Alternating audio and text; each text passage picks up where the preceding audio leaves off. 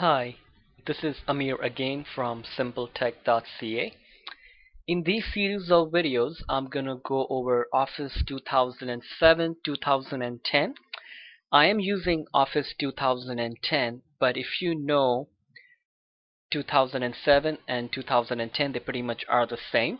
The only difference is in 2010, they have the File button, and in place of that in 2007 they have the Office button, and it just looks a little different. A lot of the options are pretty much the same, so I'm going to use that as teaching you 2007 too, because most of the ideas are the same. They've just added some extra features, and especially that File button, which everybody loved, so they brought it back in a way instead of the Office button. I've done some initial videos in 2003 Microsoft Office Word, wherein I've gone into the really basics of Word. I'm not going to spend too much time on the basics. I'm just going to go over it in a little bit faster pace. So if you want to get the really basics of entering data and backspace, delete and highlight and all of that stuff, you can look at those videos starting with the number 1 video. In this case, I'm going to do it just a little fast. So here I've gone ahead and started Microsoft Word. So just let's look at some of the basic idea that have changed in 2007, 2010. The biggest difference is what they called tabs now. So this is the Home tab, and you've got the Insert tab, you've got the Page Layout tab, and within each and every tabs they have these things what are called ribbons. So each and every section here is called a ribbon. So the Home tab has ribbons, Insert tab has ribbons, Review tab has ribbons. So before, when you clicked on File, Edit or View in 2003, they used to open up with menus and then you had to go looking for the buttons. What they've done is, by having these ribbons, all the buttons are available to you, so you don't have to look for them. They are right in front of you. All you have to do is point to it and it will tell you what it does, and then you can go ahead and use it. So let's start with this. In this video, I'm going to go over some of the basic ideas with fonts and formatting, copying, cutting, pasting, and we'll look at the paragraph options. And if time permits, I'll also get into inserting pictures and clip arts and things like that. I'm trying to keep this at 15 to 20 minutes videos. I don't want to do too much, so I'll create more videos as I need it. So the first of all, I'm just going to start typing. So if I want to type my name, I just type, pressing shift if I want to type capital. If I want to go to the next line, I hit enter. If I hit enter, it means I'm creating a new line. I can hit backspace. That means I have removed that empty line. I hit backspace again. I've removed the empty line again. I hit backspace again. So I'm removing the characters I've typed. The same way, if I click in front of my last name and there is a delete button there, if I use the delete button on the keyboard, it acts like a suction. So the backspace goes from left to right. In this case, this acts like a suction, so you have to be on the left hand side of the character. And the blinking line is called the cursor, which is the most important thing in Word. So now if I click delete, it eats up the word. So now I type my last name again, hit enter, and say if I want to just type an address. I'm typing as if, I'm trying to write a cover letter or something like that. I hit enter, type my city, Toronto, Ontario, and Canada. Now you'll find that by default, Word is leaving an extra space in between each lines. To fix this problem, all I have to do is I get close to the word A in front of my name, left click and hold it, highlight, and then as I'm holding the left click, I just move down so I highlight everything.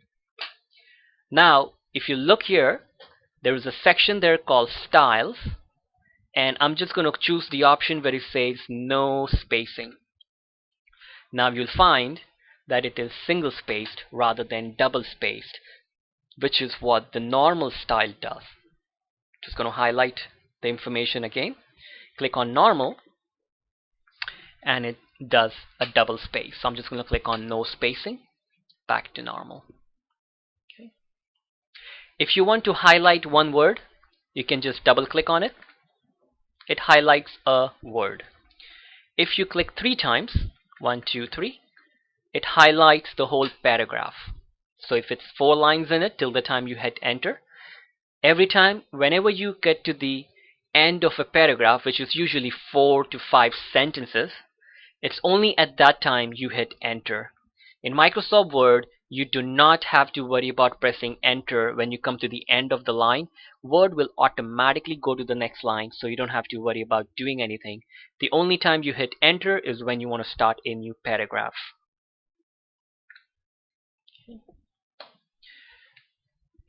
Just going to enter my telephone number and say I was going to go ahead and just put some kind of a email address. Now when I hit enter, it turns into a hyperlink. Hyperlink because if I hold the control key and click on it, it will launch and try to write an email to that email address. If I want to remove it, I can right click on it and I can choose remove hyperlink, and that is removed. Okay. Now I'll just talk about the basic idea which most people know about formatting, just where it is in 2007. So say if I highlight my name, I can make the size bigger by using this button which stands for Grow Font. Keep clicking it, or I can use this drop down menu here and choose a size that I would like. In the same way, I can use this button to shrink font to reduce it. I can also change the font type to whatever I want. There are many different styles of font that you can use. While it is highlighted, I can make it bold, italic, underline. I can remove it all if I press it again. So it's like on, off, on, off. Press it one time, turns it on. Press it another time, it turns it off. Remember, at any time you feel like, you can pause the video, go back, practice, come back and watch it. I'm just going to continue showing you things. There is another button that they've kind of added here, which stands for change case. So if I click on it, and say if I choose uppercase, you will find that my name has become all caps. You see, it's become all caps now. I can go back and I can make it capitalize each word only, which is the way it was. I can go back, I can say lowercase, so now everything is lowercase. I can go back and make it capitalize each word. I can also change the font color, which is up here. I can choose any color I want. Highlight again. I can choose automatic to go back to the color which was black in color. If I also want, I can use this button here. When you point to it, it says font, and I click on it. This is what it used to look like in 2003. So this is always a good option because you can change things for font, bold, italic stuff, size, font color, and some other options. You can use it right here. One of the common ones you might use is small caps. Small caps looks a little better than all caps. This is small caps where only the P and the A is bigger, but everything else is smaller size. It's still capital, it just looks a little better. You can just go back here and choose capitalize each word. I think I'll have to remove the small caps. Small caps goes back to the way it was. Now while it is highlighted, if I come here and click on no spacing, it goes back to the way it was when you first saw it. So that's a really good way to go back to the way it was, by clicking the no spacing style, because this style is font type Calibri with size of 11, no bold, italic or underline. Okay. One of the good things they've added a simple button here is on the right hand corner they've got the plus and the minus sign. If you click on it, it will make the screen a little bigger. So before you had the zoom factor, they've just added the zoom factor here on the bottom. And while we're looking at here, we'll just look at these buttons here on the bottom. It says print layout, and then there is the option for it says full screen, and there is one option called draft. So if I click on draft, I'll see my screen like this. Now I can increase the zoom a little bit more. The same buttons are available under View tab, and there is the print layout. And in the print layout, it shows me the margin, but I don't see the ruler. If I want to add the ruler in the view, I can choose the ruler. Now, I've got it right here. I can choose draft. Now I only see the page without the margin. The margin is still there. It's just that I see a bigger screen now. Now I'm in the View tab. If I want, I can just go back to the Home tab. So if you ever see that you don't see any of your options, just make sure you come back to the Home tab. Okay. One of the really good shortcuts that they've added in 2007 is this option here. This section here is known as the Quick Access Toolbar. If I click on the drop down menu here, and I can say, you know what, go ahead and add the Print Preview button. So now it adds the Print Preview button. I can also add the Print button. If I want, I can add the Open button to open the new file, or even a spelling and grammar check. So I can click that. I've got the spelling and grammar check button. I can go back and I can say More Commands. If I want to find some more buttons which are not listed there, I can go here and say All Commands, and there are a whole bunch of commands that I can add to this list right here. Just gonna cancel that. So that is called the Quick Access Toolbar. So that's the new feature in 2007, which you can customize as you want it. Now I'm in the draft mode. You can see this underline. It means that I cannot type anything below that. So if I want to go to further down, I have to click Enter. Okay. I'll just briefly go over copying, cutting, and pasting right now. So say if I highlight this information and I choose copy, or I can right click on the information and choose copy. I click here and I choose paste. Copying and pasting means leave the information there and also put it in a new place. Say I highlight this information in the middle and I choose cut. As soon as I cut it, you see it means it's removed it from there. Now once you do that, you also need to tell Microsoft where do you want to put it. So it's about the cursor. So I'm just going to click here, hit enter to create an empty line, because if your cursor is still here, it will paste the information there, and I want it here. So I click here and I hit paste. So now that information was cut from here and it's been put in a new space.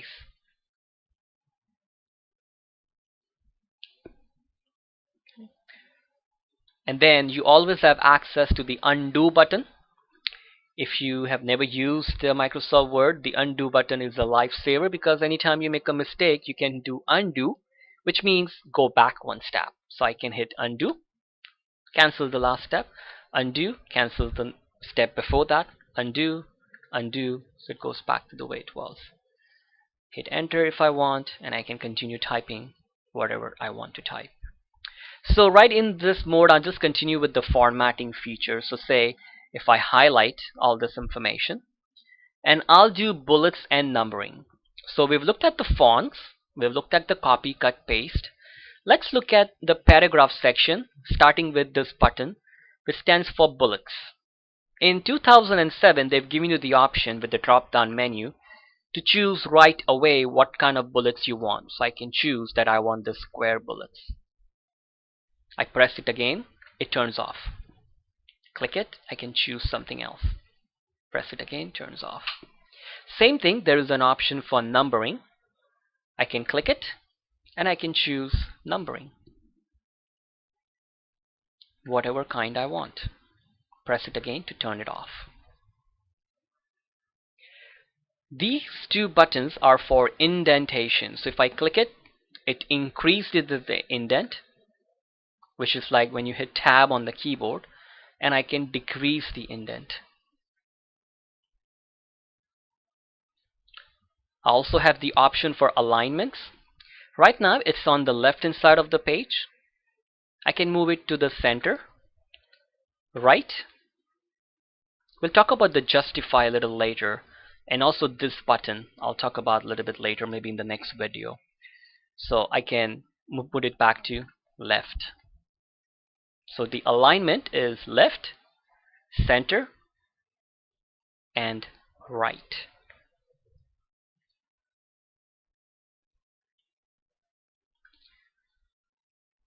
I can also choose to have a line. Say if I want a line after my name, so there is this button here.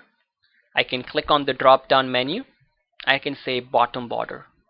You see, I did not highlight in this case because if I highlight, it will put a whole box around it. But I just wanted an underline, so I just clicked underneath it and I choose the border, bottom border. Now this line is different from this underline. This underline will only put a line under the words, not all the way through. If I go back here, I can choose no border to remove the borders. Now if I wanted to customize my borders, I can go back here, I can choose borders and shading, and I can choose the kind of line I want. Say I want this line. I can choose the thickness. Now if you look in this section here on the right hand side, you see it's got a box around it. So I'm just going to say none, and I'm just going to click on the bottom because I only want the bottom, and I click OK. Now I've got a line that I wanted. If I go back here, borders and shading, and if I choose the color red, now all I have to do is make sure I click here, otherwise it will not be updated on the page. So anytime I make any changes, I come back and click here and then click OK. Now it's added a red line. To remove it, I can go back, borders and shading, click none, click OK. It's done. Same way, if I highlight all my information, go back to borders and shading, I choose the type of line and the thickness. I say box. Now I've got the whole thing in a box. Okay. I can go back and I can remove the top, or say the sides. Say I don't need the sides. So now you can control. You can do this even in the previous versions of Office. This is nothing new. They've just added an easy button here. I can highlight, and if you see, there is a paragraph button here which has some buttons, some things that you can use. Okay, I'm just going to go back and remove the borders. None. Okay. Now while it is highlighted, I'll just talk about this button here, which is for line spacing. Remember when we started it was double spaced, so if I go here I can choose to make it 1.5 space, or say if I wanted it double spaced, I can go back and make it one line, single line. So you still have a control over whether you want it double spaced, 1.5, or just single spaced. You can also choose to have shading on this highlighted information. So if I click here, I can choose a color to shade it only on the highlighted information.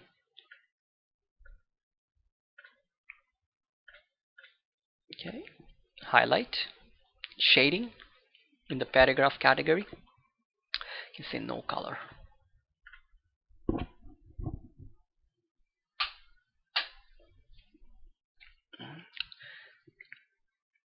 So let's look at one other button which is left in this section here called Format Painter. If I highlight my name, I make it bold, underline, and say I make the color blue, and I make the font 20. So I've changed the name. I highlight it again, and if I double click on Format Painter, and as you read it, what it does is it actually copies just the formatting, and what I do is I double click on it. Now you see I've got a paintbrush on my cursor. If I come here and highlight my name, you see my name is exactly the same format as my name. The email address and the name have the same format. If I click on Toronto, now Toronto's got the same format. If I click on Canada, so till the time you don't click this button, whatever you click on will change. So make sure that when you're done, you either hit escape on the keyboard or you click the Format Painter to turn it off. So now there is no more paintbrush on it. I can hit undo if I want to go back to the way it was. So that is called Format Painter. Okay. Let's look at some interesting features under the Insert tab. So if I want to add a picture or a